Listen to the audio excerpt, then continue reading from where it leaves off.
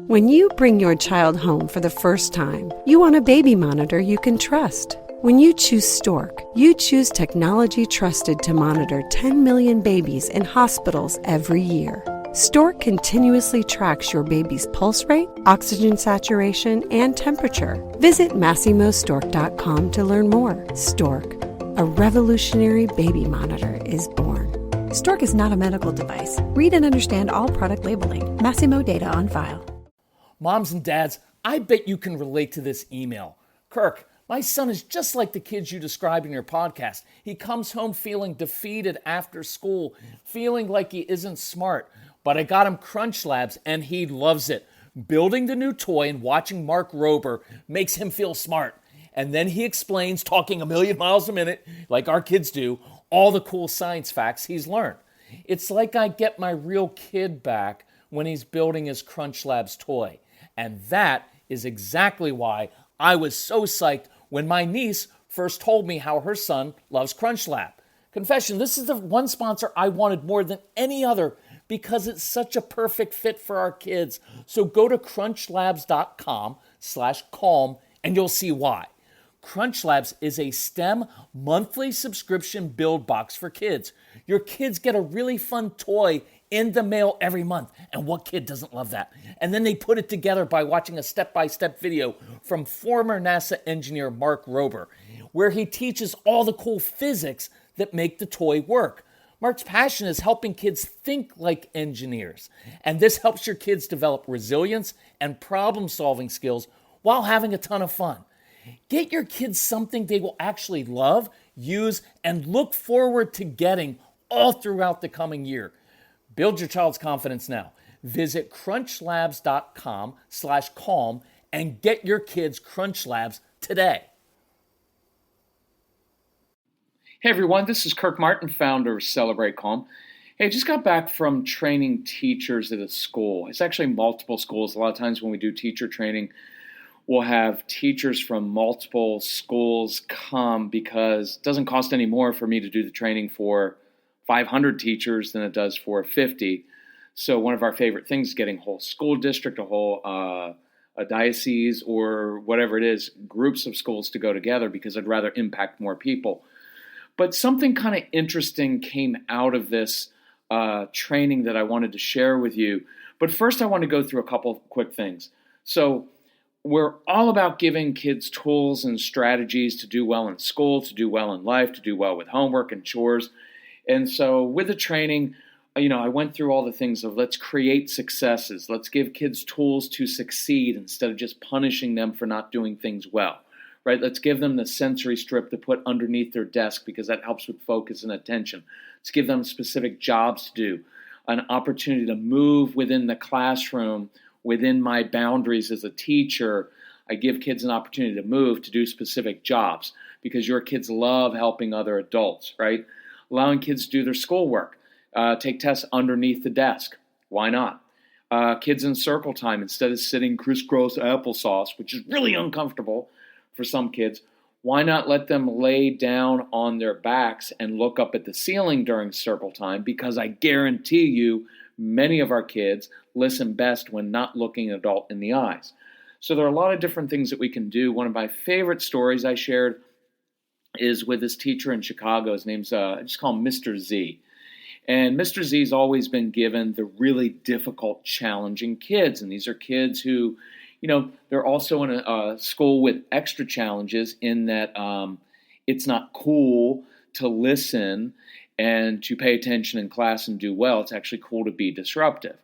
So, there's only so many times you can send kids to the principal's office because many of these kids, and actually many of the kids that you have, they like getting sent to the principal's office. Why? Because now they're not sitting in a boring class listening to something stupid, and they're getting to engage the leader of the school. And these are kids who are leaders. These are kids who think they're already adults even when they're 7 and 17, right? And they like that challenge. And they can often charm adults. And so they'll sit in the principal's office and talk about geopolitical issues, and they love it. But you know what? There's only so many times that consequences work for our kids, and most of our kids, they don't work. So I got this, this was a couple years ago, but I got this email one day from Mr. Z. And I woke up in the morning and get this email. It says, I just went out and I bought a few dozen crayons for my students. This better work. And I love the attitude. So the next day, Mr. Z did what I'd urged him to do. He walked into class. He handed out crayons and blank paper. These are middle school. He's got middle school kids. So he hands out crayons and blank paper and instructed the class that they were free to color while he lectured. And that's it. And what he noticed was the interruptions were down, participation started to improve. And he did this for a couple of weeks and measured the students' recall in addition to testing them. And he said 75% of the students improved their test scores. And then he let them take their tests while coloring. Scores improved even more. And look, there's a lot of science behind this that appropriate fidgeting is actually really helpful. And relaxing while learning and thinking and recalling things is just actually really helpful. Most of us know it intuitively. When we're on the phone, we will sit and doodle. And there are many studies that show that you recall more information while you're doodling, while you're on the phone, than if you don't. It's simple brain science. It's just that we're so locked in to rigid ways of doing things, and we're afraid to try new things, that we miss out on using our kids' brains and using brain science in very practical ways. I mean, it's just getting some crayons. Does that solve every problem in class? No. But the more you do some of these things, the more they add up, and you start to use 5 or 6 different things in the classroom over the course of the day, it begins to make a difference. And I don't want teachers to have to redo their entire classroom and how they do everything.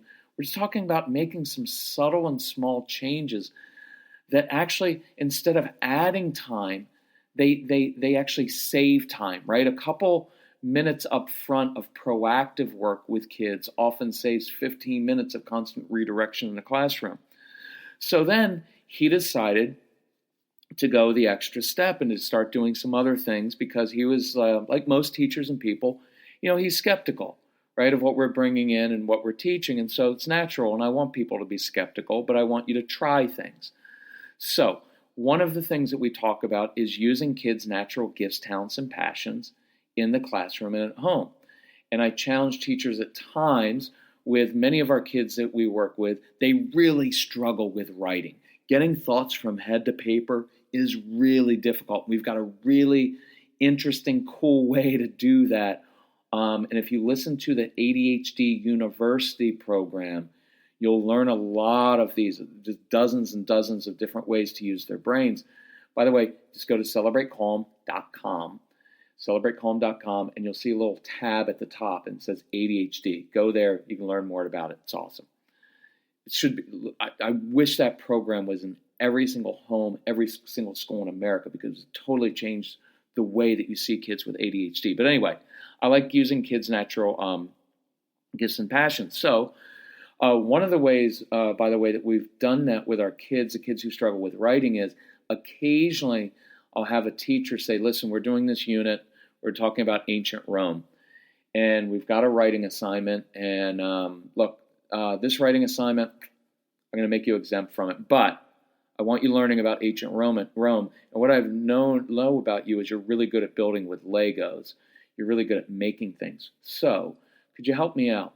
Could you build a model of a Roman Colosseum out of Legos, out of clay, whatever you want, and bring that into class, and then I can use that to teach the other kids. And I guarantee you, if once in a while you do things like that, you will engage these kids. That kid will learn more about ancient Rome because he's doing what he loves, and he's doing something very experiential.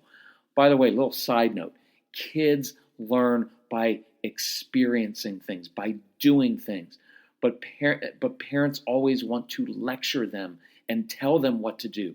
You have to give your kids some space to do things, to experiment, to own their choices, and to experiment and to learn by doing instead of learn by telling. That's the way they learn best. So anyway, here's what Mr. Z did. He got 2 of his kids who are they're very good at drawing, right? And one of my jokes I always say, you talk to these kids and say, listen, you're really good at drawing, because I've seen your graffiti in the boys' bathroom. Highly inappropriate, but actually very good. So I know you love to draw and you're very good at it, but you tend to zone out in my class because you kind of get bored. So what I want you to do is, when I'm teaching for the next couple days, I want you to come up front and I want you to sketch out and draw what I'm talking about. I want you to visually represent my lesson plan so that the other kids who are visual learners will get it. And what you're doing is getting them engaged. It was really cool. He brought in putty for his builders to use so that they could begin building things and making things. The musical kids were encouraged, instead of always doing writing assignments, okay, here's a writing assignment. Why don't you create a rap song or some original music? You bring it in. Here's what I'm after.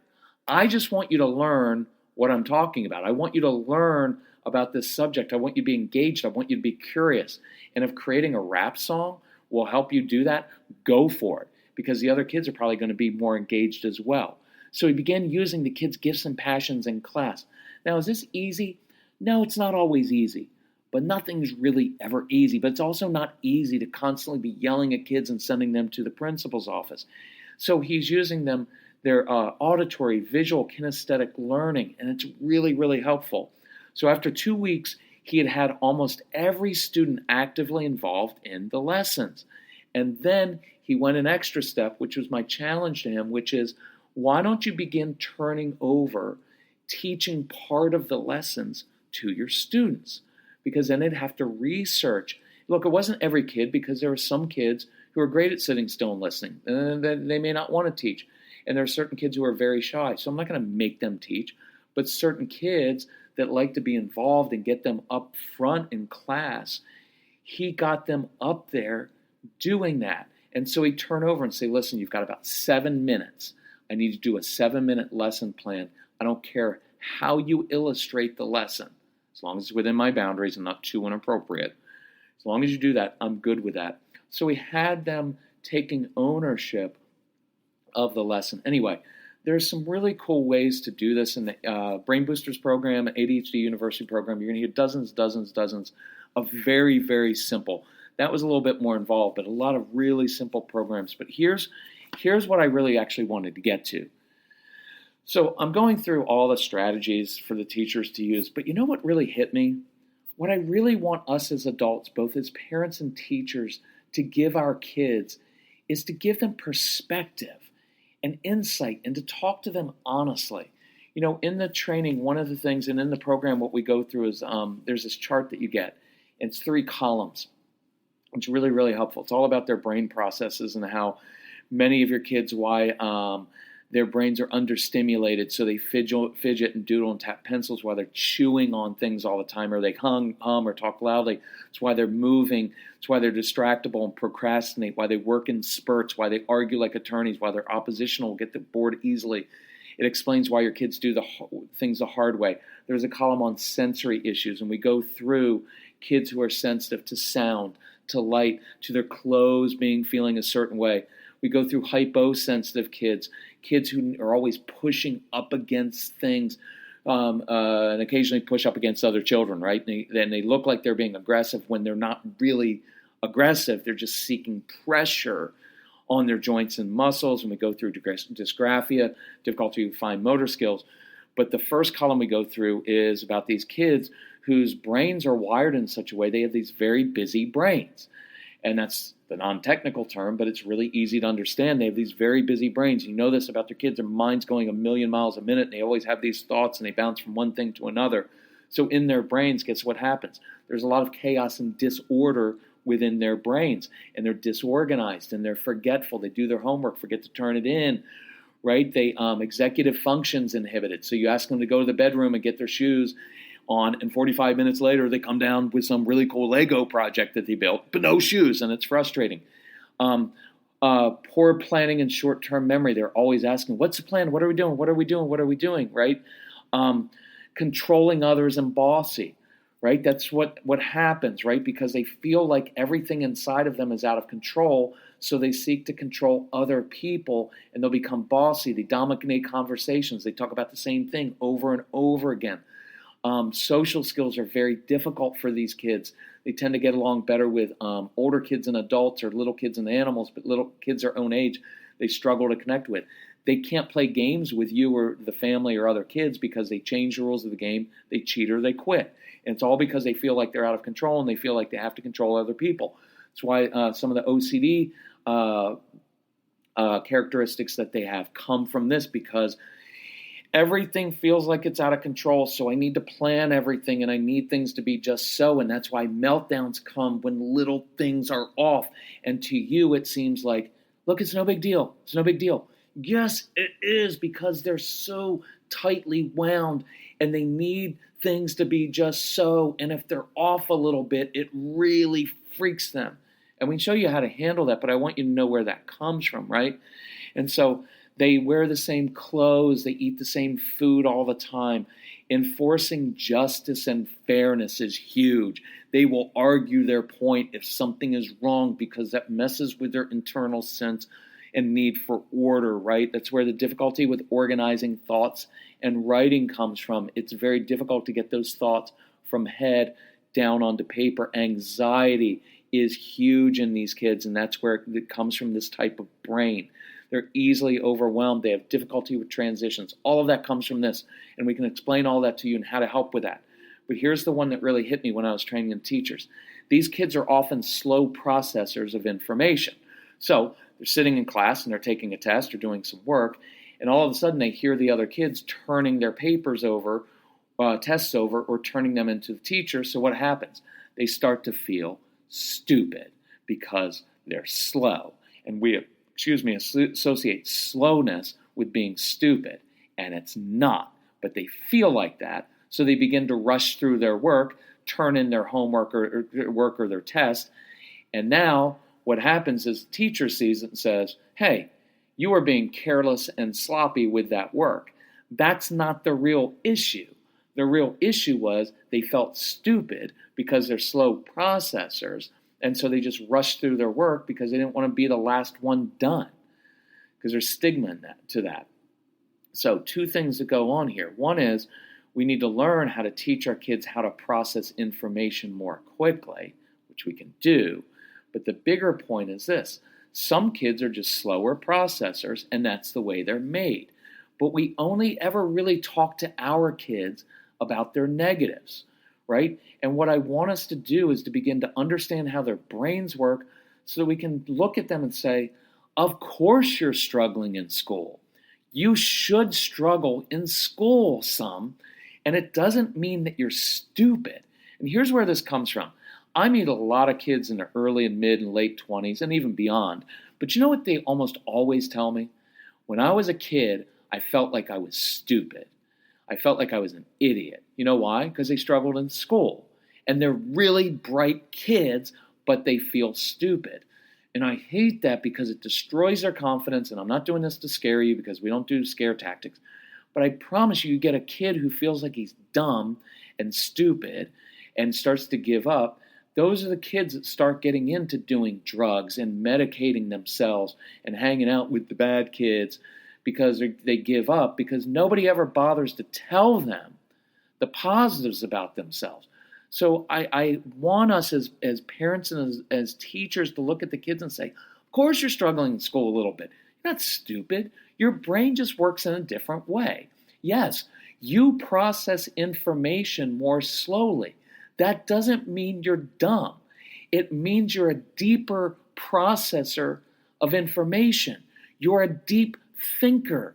You're a good thinker. It usually means you're probably someone who writes really deep lyrics or really good music, someone who's very creative. It's someone who's good philosophically. You're good strategically. It makes you really good at arguing because you can pick out people's inconsistencies and use it against them. You have all these amazing brain processes, and in the real world, a company is going to pay you a lot of money because you know how to think strategically and critically. But in school, here's what we want you to do. Memorize information and recall it quickly for a timed test. Here's what I want you to know. After you get out of college, You will never, ever, ever for the rest of your life be asked to memorize information for a timed test with someone walking around behind you with folded arms looking over your shoulder, making you nervous. You don't have to do that in real life. In real life, in the real world, here's what you have to do. You have to learn how to access information. You find it. You look it up. Then and you're good at that because you're curious. When you're curious about a subject, you learn everything about it. And then you have to analyze the information strategically. You're phenomenal at that. In fact, you're better than all the other kids in class at strategic thinking. It's just that we don't give grades for strategic thinking. So I want you to know that even though you're struggling a little bit in school, you're going to be great in real life. In fact, you have advantages. Here's something else you struggle with. Focus and attention sometimes is kind of difficult for you in the classroom. But you have a distinct advantage over all the other kids in my class. You have the ability to hyper-focus. When you are motivated, when you are interested, you will do a deep dive into subjects and you will go deep. And that's part of the way that your brain is wired. You're not a surface area person. That, by the way, that's why you struggle with social skills and friendships in class. Look, the truth is, you don't want to be friends with most of these kids that are in your class that are the same age because you find them boring and because they talk about stupid stuff. And you'd rather talk to adults. You'd rather get sent to the principal's office and talk to him about geopolitical issues. And by the way, I've noticed you're really good with animals and with little kids because you have a really sensitive heart and a really good heart. And when you're around innocence of little kids and dogs and animals, that part of you comes out, and that's an awesome thing. And that means you have a very sensitive heart, and that fits with your deep processing. That's why you're going to help a lot of people in life, because you understand pain. You understand what it means to be different in life, and you get that. And you're going to use that great brain of yours one day, and you're going to help a lot of people. So I don't want you for 1 minute to think that you're less than the other kids. I don't want you to think you're dumb or you're stupid just because school's hard for you. The truth is, you have advantages that they don't have. They're just not showing up all the time in the classroom. But I want you to know you have everything you need to be successful in life, and you have a great brain. And I'm going to show you how to use that brain of yours in different ways, because I'm glad you're made the way you are. Now, what would happen to a generation of kids if they started hearing their parents and their teachers give them perspective and truth like that in an intense way, in a purposeful way? Look, it does a couple things. It builds confidence. It builds purpose. It also will eliminate excuses. Well, I just have ADHD, or I'm just made like this. Yeah, get it, but here are the advantages you have, right? Because you're intuitive, you see patterns in life, you can hyper-focus, right? You're better with adults, you're an independent worker. I love all those traits. Those are great traits, and we can bring those to bear. They can help you actually do better in school, but they'll really help you do better in life. So I want you to begin talking to your kids like this. Please share this with teachers. Please, please, please, please, please listen to the ADHD University program. If you don't have it yet, go to our website and get it. It is the best investment you will ever make. And along with it, we're giving, I believe there's a free program on there called Brain Boosters, which you can share with teachers so they have all of our training there. If you want us to come and train your teachers and your parents, look, we can do 3 things on the same day at your school. My son will do a school assembly teaching kids how to control their emotions and impulses. I will train the teachers in all of these things, how to help kids do well and have confidence in school. And I'll train the parents at night how to control themselves, motivate their kids, stop yelling and reacting. All you have to do is email my son, Casey, C-A-S-E-Y, at celebratecalm.com. Tell him the name of your school, your church, foster care, adoption agency, whatever it is. You can do this. It doesn't matter where it is. We travel everywhere. I believe we just booked a school in Germany. So we're going to go speak in Germany. We've spoken in Prague. It doesn't matter where you are. Invite us. We'll show you how to do it. We would love to bring this insight to bear. If we can help you out, email us, call us, 888-506-1871. Thanks for caring so much to listen. Thanks for loving your kids. Love you all and hope to see you soon. We are on the road in the midst of a 3-week trip all across the country. So look up on Celebrate Calm. You can see a live event schedule. All of our events are free. Phenomenal. So come on out. Meet us in person. It's awesome. And you'll see how awkward I am in person because I'm kind of like your kids sometimes. Anyway, sorry about that. Hey, I'll talk to you later. Thanks for listening. Bye-bye.